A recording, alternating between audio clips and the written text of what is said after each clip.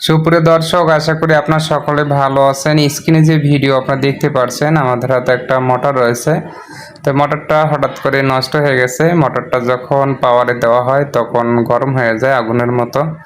আপনাদের বাসা বাড়িতে যদি এরকম মোটর নষ্ট হয়ে যায় বা গরম হয়ে যায়, আপনারা এই ভিডিও দেখলে অবশ্যই নিজেরা ইজিলিভাবে ঠিক করতে পারবেন। আপনারা দেখতে পাচ্ছেন এখানে আমরা মোটরটা খুলে নিয়েছি। ক্যাপাসিটরটা যে রয়েছে, ক্যাপাসিটরটা নষ্ট হয়ে গেছে, সেক্ষেত্রে আমরা উপরের কেসিংটা খুলে নিব। আপনারা দেখতে পাচ্ছেন আমরা একটু পরিষ্কার করে নিচ্ছি। এখানে ক্যাপাসিটর নষ্ট হয়ে গেছে, আমরা খুলে নিলাম। খুলে নিয়ে দেখতে পারলাম ভিতরে পানি প্রবেশ করছে, আপনারা দেখতে পাচ্ছেন। সে সাথে যে তেলগুলো সেটাও জমে গেছে। আমরা এখন পাখাটা খুলে নিব।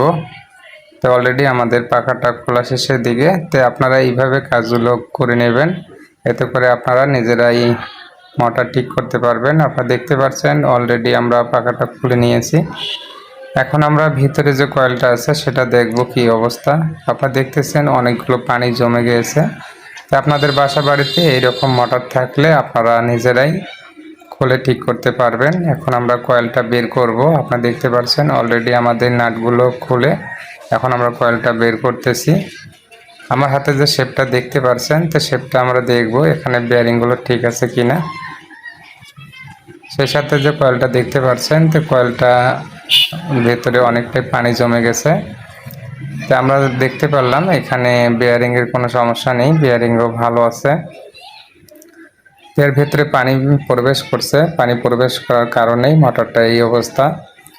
তো আপনাদের বাসা বাড়িতে এরকম যদি হয়ে থাকে অবশ্যই ধীরে আস্তে কাজগুলো করে নেবেন, এতে করে আপনারা নিজেরাই মোটর ঠিক করতে পারবেন। এখানে বেয়ারিংগুলো আমরা চেক করলাম, বেয়ারিংয়ের কোনো সমস্যা নেই, বেয়ারিং ঠিকঠাক আছে।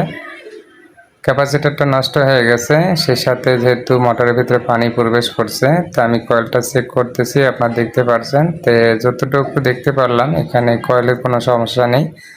তো মোটরটা একটু শুকাতে হবে, যেহেতু কয়েলটা অনেকটাই ভালো আছে।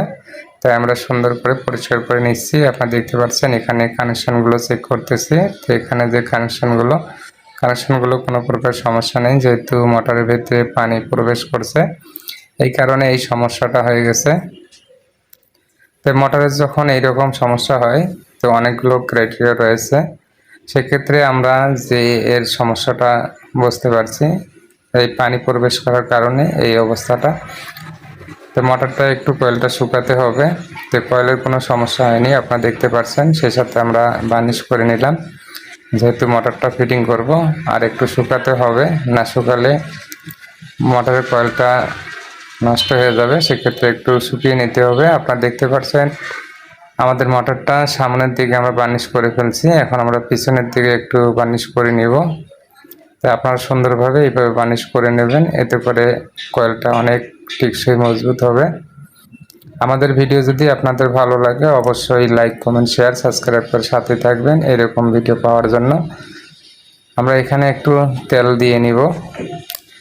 আপনারা দেখতে পাচ্ছেন তেলটা আমরা সুন্দরভাবে দিয়ে নিলাম, যেহেতু এখানে একটু তেল দিতেই হবে শেপটা রানিং থাকার জন্য। আপনারা দেখতে পাচ্ছেন অলরেডি আমাদের তেলটা দেওয়া শেষের দিকে।